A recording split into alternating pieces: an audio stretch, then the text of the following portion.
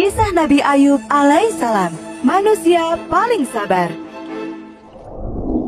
Nabi Ayub alaihissalam berasal dari keluarga yang terhormat dan kaya raya. Ayahnya adalah Amus, keturunan Al-Is, putra pertama Nabi Ishak. Jadi, bisa disimpulkan bahwa Nabi Ayub alaihissalam merupakan keturunan dari Nabi Ibrahim alaihissalam.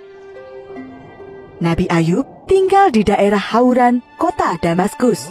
Para penduduk di sana merupakan suku Arab asli dan memiliki bahasa seindah syair. Nabi Ayub merupakan lelaki dengan paras yang rupawan, sabar, bijaksana, dan cerdas. Sungguh luar biasa rahmat yang diberikan oleh Allah Subhanahu wa Ta'ala.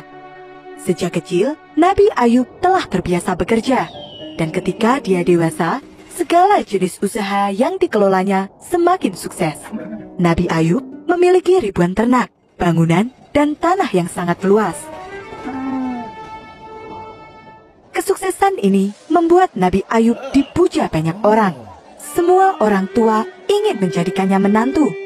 Pada akhirnya, Nabi Ayub menikah dengan Siti Rohmah, putri Afrayim bin Yusuf alaihissalam. Subhanallah. Rohmah merupakan wanita yang cantik dan soleh. Rumah tangga mereka dikaruniai 12 anak yang soleh dan juga rupawan. Kehidupan Nabi Ayub sungguh bahagia. Meski hartanya melimpah dan diberikan kenikmatan hidup yang tak ada habisnya, tapi Nabi Ayub tidaklah sombong. Dia tetap hidup sederhana dan tidak pernah menutup mata pada orang-orang yang membutuhkan. Terima kasih Tuhan, semoga Allah melimpahkan rahmat-Nya kepadamu. Begitulah doa yang selalu diucapkan oleh orang-orang yang ditolong oleh Nabi Ayub. Nabi Ayub adalah contoh orang yang kuat imannya dan rajin beribadah. Karena itulah Allah mengangkat beliau menjadi nabi dan bertugas menyebarkan ajaran tauhid yang benar kepada penduduk Hauran. Sejak saat itu, Nabi Ayub memulai dakwahnya. Dia juga membangun masjid-masjid sebagai tempat ibadah. Iman dan takwa Nabi Ayub yang begitu kuat membuat iblis tidak senang. Iblis kemudian meminta kepada Allah agar mereka diberikan kekuatan untuk menggoda Nabi Ayub. Atas izin dari Allah, iblis menyebarkan derita. Satu persatu ternak milik Nabi Ayub mati. Apa yang terjadi dengan semua ternak ini? Kita harus segera melaporkannya. Dalam waktu singkat, kehidupan Nabi Ayub dan keluarganya tiba-tiba saja berubah. Seluruh harta hilang dalam sekejap. Dalam setiap kesempatan, iblis selalu berbisik. Tuhanmu telah berbalik. Datanglah kepadaku, dan aku akan membantumu. Namun, Nabi Ayub tidak tergoda. Dia tetap bersabar dan mengharap pahala, serta berzikir di pagi, siang, ataupun malam hari. Merasa usahanya gagal, iblis kembali meminta izin kepada Allah untuk menggoda Nabi Ayub lagi. Kali ini, mereka berniat merebut semua orang yang disayangi oleh Nabi Ayub. Mereka menciptakan bencana besar yang merobohkan rumah Nabi Ayub. Dalam peristiwa itu, seluruh keluarga Nabi Ayub meninggal dunia. Seketika itu juga, Nabi Ayub kehilangan semua anak tercintanya. Hai Ayub, lihatlah, Tuhanmu telah merobohkan rumahmu hingga anak-anakmu mati. Apakah kamu masih tetap menyembahnya? Sekali lagi, Nabi Ayub tetap tidak tergoda. Baginya, semua yang dia miliki adalah pemberian Allah Subhanahu wa Ta'ala. Dan dia sadar bahwa Allah bisa mengambilnya lagi kapan saja. Sebagai manusia, hal itu merupakan cobaan yang harus dihadapi. Kini, Nabi Ayub tinggal di rumah yang sangat sederhana. Untuk memenuhi kebutuhan sehari-hari, mereka harus bekerja dengan keras. Meski dalam kondisi yang serba kekurangan, Nabi Ayub tetap taat. Dia tetap berdakwah, mengajarkan iman dan takwa kepada Allah Subhanahu wa Ta'ala. Sikap dermawannya pun tidak pernah berkurang. Dia tetap berbagi, meskipun hanya sedikit. Setelah dua musibah besar tersebut, datang lagi musibah baru untuk menguji Nabi Ayub.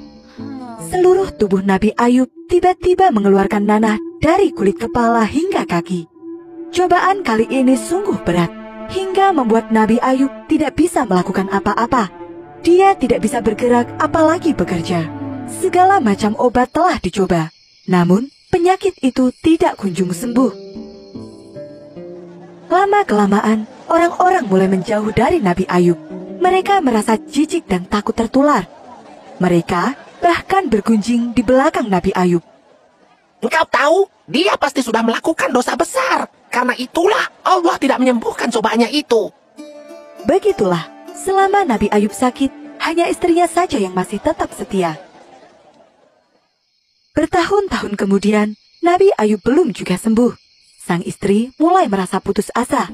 Tubuh dan hatinya mulai lelah, karena setiap hari harus bekerja keras demi upah yang sangat sedikit.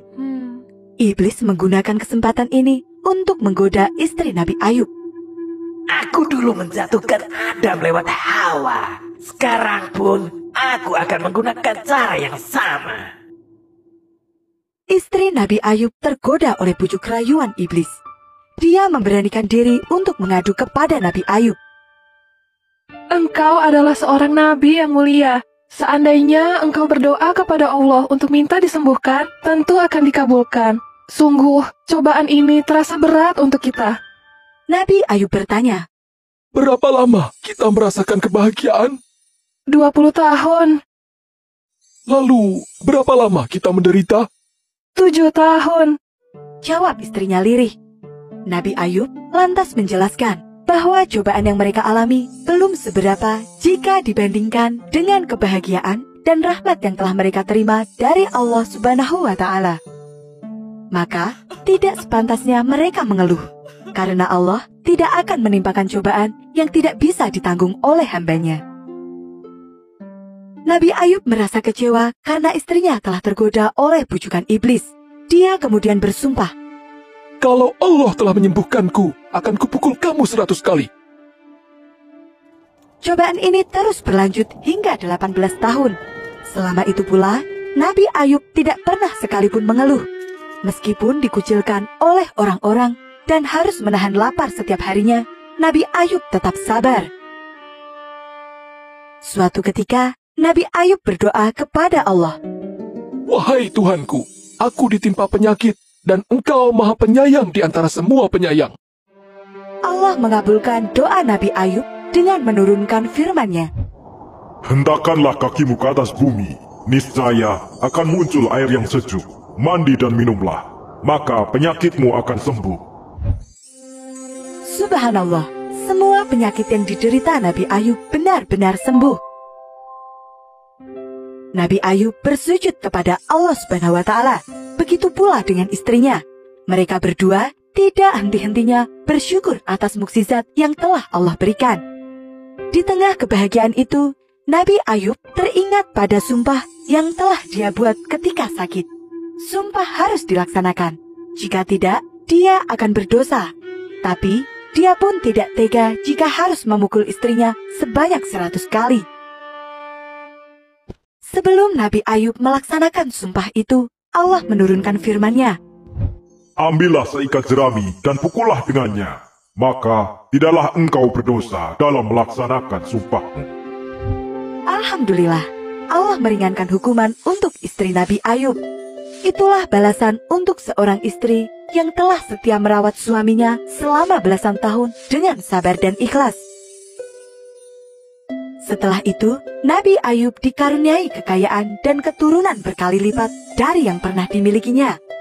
Allah berfirman, Dan kami kembalikan keluarganya kepadanya, dan kami lipat gandakan bilangan mereka sebagai suatu rahmat dari sisi kami, dan untuk menjadi peringatan bagi semua yang menyembah Allah. semua ini merupakan rahasia di balik kesabaran dan keteguhan hati, serta sikap lapang dada yang dimiliki oleh Nabi Ayub.